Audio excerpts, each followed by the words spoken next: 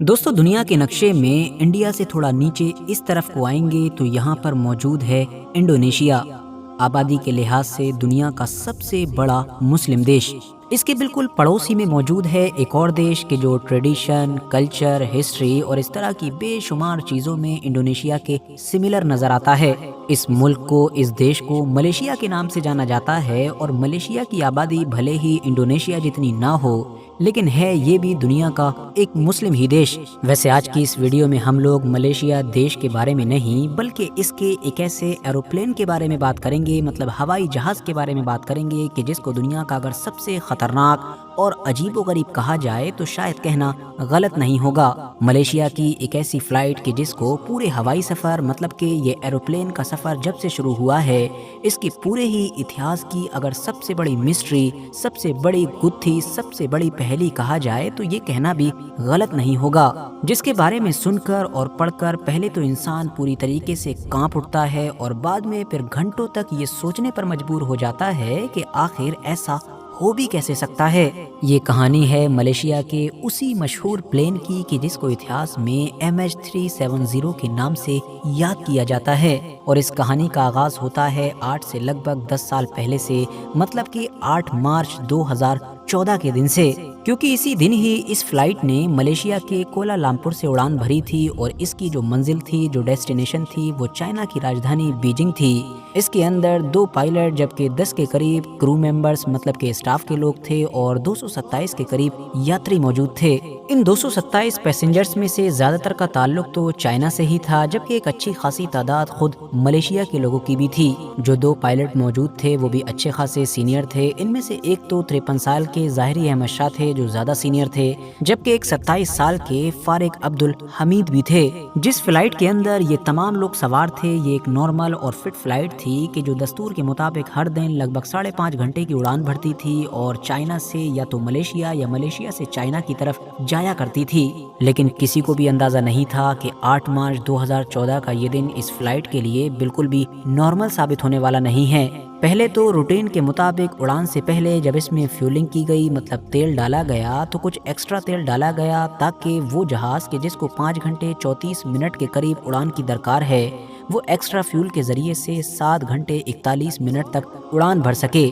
और ऐसा इसलिए किया गया ताकि अगर मौसम की ख़राबी की वजह से या किसी दूसरी इमरजेंसी की वजह से अगर प्लेन को आखिरी वक्त में अपना डायरेक्शन बदलना पड़े, किसी और तरफ को जाना पड़े, तो उसके पास एक्स्ट्रा फ्यूल होना चाहिए। मगर असली कहानी का आगाज़ तो उस वक्त हुआ कि जब रात के 12:42 पर इस फ्लाइट ने कोलालमपुर से उड़ान भरी। साथियों, टेक ऑफ से पहले भी और टेक ऑफ के बाद भी कुछ वक्त तक जो पायलट थे, मतलब कि ज़ाहिरी शाह, वो एयर ट्रैफिक कंट्रोल टावर से डायरेक्ट कांटेक्ट में थे और दस्तूर के मुताबिक ऊपर पहुंचते ही प्लेन ने बीजिंग की तरफ बढ़ना शुरू किया, मतलब कि अपने आप को साउथ चाइना सी की तरफ मोड़ दिया। कुछ मिनट्स के बाद ही, मतलब एग्जैक्टली रात के 1:09 पर जो प्लेन का ट्रांसपोंडर था उसने अपनी करंट GPS लोकेशन कोलालमपुर का जो एयर ट्रैफिक कंट्रोल टावर था उसके रडार को भेज दी। ये दरअसल ट्रांसपोंडर का एक ऑटोमेटिक फंक्शन होता है कि जो कुछ देर के बाद अपनी लोकेशन इसी तरह से पास ही के जो रडार्स होते हैं उनको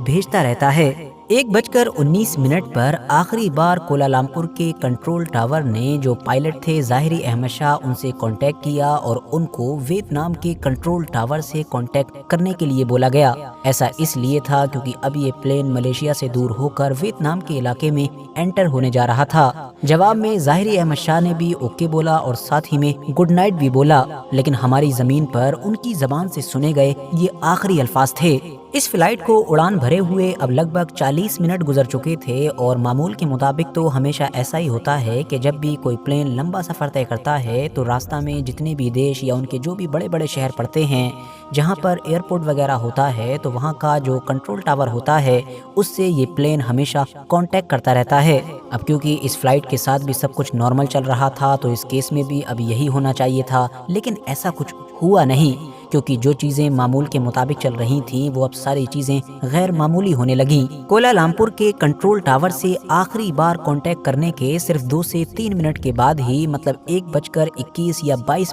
पर اب یہ فلائٹ رڈار سسٹم سے پوری طریقے سے غائب ہو چکی تھی۔ یہ چیز کوالالمپور والوں کے لیے تو نارمل تھی، کیونکہ ان کو تو یہی محسوس ہوا کہ یہ ملیشیا سے نکل کر اب ویتنام کے ایئر اسپیس میں انٹر کر گئی ہوگی، تو اسی لیے غائب ہو چکی ہے۔ لیکن دوسری طرف ویتنام کے ہوچیمن کنٹرول ٹاور نے جب اپنے رڈار سے اس پلین کو اچانک سے اس طرح سے غائب ہوتے ہوئے دیکھا تو ان کو فوراً گڑبڑ کا شک ہوا اور انہوں نے جلد بازی میں اب کیپٹن سے کانٹیکٹ کرنے کی کوشش کی، لیکن دوسری طرف سے تو کوئی بھی رسپانس ہی نہیں آ رہا تھا۔ 18 منٹ تک لگاتار کانٹیکٹ کرنے کی کوشش کی گئی اور جب کوئی بھی کامیابی نہیں ملی تو فوراً ویتنام کے کنٹرول ٹاور نے اب اس پوری کنڈیشن کی خبر کوالالمپور بھیجی۔ کوالالمپور کے کنٹرول ٹاور میں جب یہ خبر پہنچی تو وہاں تو بھگدڑ مچ گئی۔ الگ الگ طرح کی کوششیں کی گئیں مگر کوئی بھی کوشش کامیاب ہی نہیں ہو پائی، اور اس طرح سے پہلے منٹس اور بعد میں گھنٹے گزرتے چلے گئے اور وقت ہو گیا صبح کے 6:15۔ یہ وہی وقت تھا کہ جب دستور کے مطابق اس فلائٹ کو چائنا کے بیجنگ میں لینڈ کرنا تھا،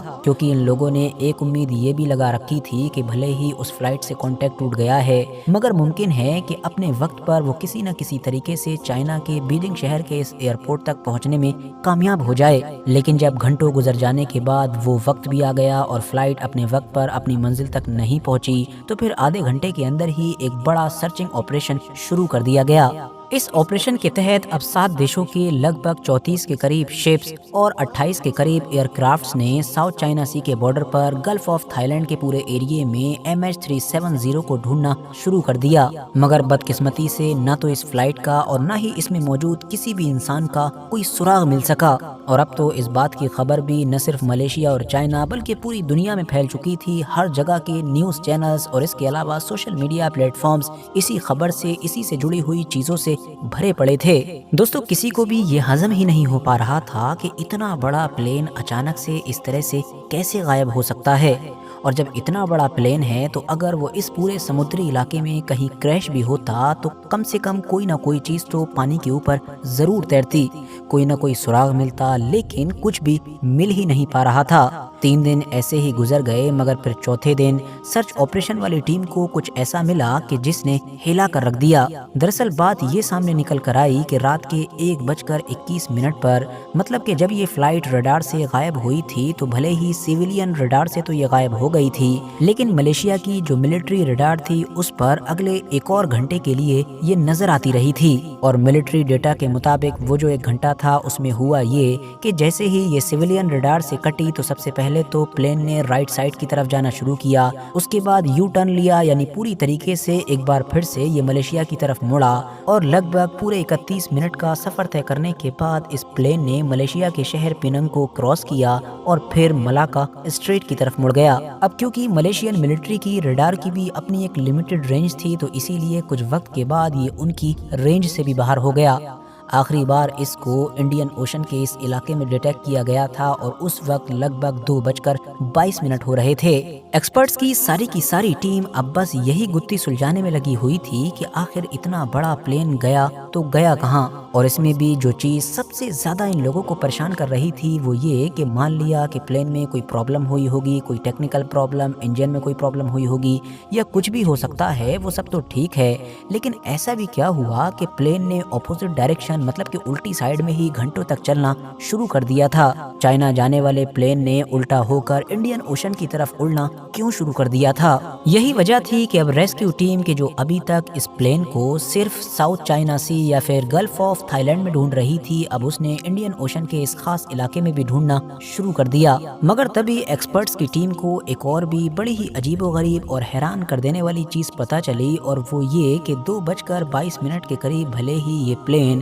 ملٹری ریڈار سے بھی غائب ہو گیا تھا، اس کی رینج سے باہر ہو گیا تھا، مگر اس کے بعد بھی لگاتار یہ ایک سیٹلائٹ کے کانٹیکٹ میں رہا تھا۔ دراصل اس طرح کے جو ہوائی جہاز ہوتے ہیں ان کے لیے یہ ایک نارمل چیز ہوتی ہے کہ جب ان کا خود کا کمیونیکیشن سسٹم خراب ہو جاتا ہے، کام نہیں کرتا ہے، تو پھر وہ آٹومیٹیکلی سیٹلائٹ وغیرہ سے کانٹیکٹ کرتے ہیں۔ تو اسی لیے اب اس ہوائی جہاز نے بھی ہر گھنٹے کے بعد لگ بھگ 35,000 کلومیٹر دور موجود ایک سیٹلائٹ سے بار بار کانٹیکٹ کرنے کی کوشش کی۔ اس سیٹلائٹ میں سیو ڈاٹا مطلب کہ جو بھی جانکاری اکٹھا ہوئی تھی اس کی مدد سے اب کیلکولیشن کی گئی اور ایک اندازہ یہ بھی لگایا گیا کہ آخر اس پلین کا अगला मूव क्या था, मतलब मिलिट्री रडार से भी कट जाने के बाद इस प्लेन ने क्या क्या किया था। तो पता ये चला कि मिलिट्री रडार से कट जाने के बाद इस प्लेन ने एक बार और टर्न लिया था और उसके बाद अगले 5 घंटे तक इंडियन ओशन में वो उसी डायरेक्शन में उड़ता रहा और सुबह के करीब आखिरी बार इसने उस सैटेलाइट से कांटेक्ट करने की कोशिश की और फिर उसके बाद ना तो उस सैटेलाइट से और ना ही बाकी किसी दूसरी सैटेलाइट से इसने फिर कभी कोई कांटेक्ट किया।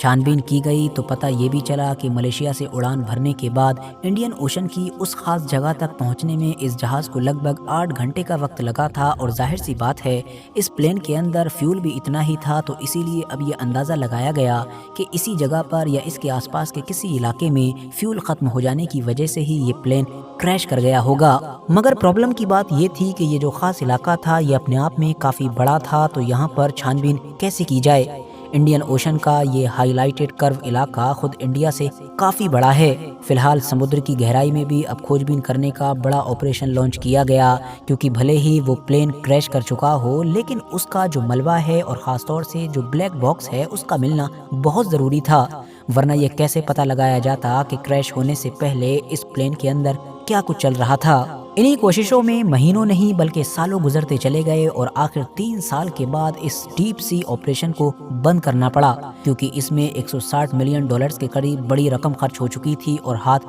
कुछ भी नहीं लगा था। हालांकि 2015 में मतलब के इस प्लेन के गायब होने के 1 साल बाद इस प्लेन का जो राइट फ्लिपरॉन था वो तैरता हुआ आइलैंड ऑफ रीयूनियन के किनारे पर पहुंच गया। इसके ऊपर जब रिसर्च की गई तो ये राज भी खुला कि जिस वक्त ये प्लेन पानी में क्रैश हुआ होगा उस वक्त ये फ्लिपरॉन एक्सटेंडेड नहीं था, जिसका मतलब ये बनता है कि ये जहाज बड़ी स्पीड के साथ डायरेक्ट ऊपर से पानी में अपनी नाक के बल आकर गिरा। इसके बाद भी थोड़े थोड़े अरसे के बाद इस प्लेन से जुड़े हुए और भी बहुत सारे पुर्जे अफ्रीका के किनारों पर मिलते रहे हैं, लेकिन इस प्लेन में बैठे हुए किसी भी पैसेंजर का या इसका जो मेन ढांचा है उसका आज तक कोई पता नहीं चल सका। आखिरी वक्त में आखिर इस प्लेन के अंदर हुआ क्या था ये आज भी एक राज ही बना हुआ है। हाँ, वो बात अलग है कि पिछले 10 सालों में अलग अलग तरह की थ्योरीज जरूर आती रही हैं। किसी ने कहा कि इस प्लेन को हाईजैक कर लिया गया था, तो किसी ने कहा कि ये प्लेन एक मिस्टीरियस जगह से गायब हो गया और शायद टाइम ट्रेवलिंग पर चला गया, तो किसी ने सोशल मीडिया के ऊपर इस प्लेन के गायब होने को भी बरमूदा ट्रायंगल से जोड़ा, बावजूद इसके कि इस प्लेन के गायब होने की लोकेशन और बरमूदा की लोकेशन के बीच में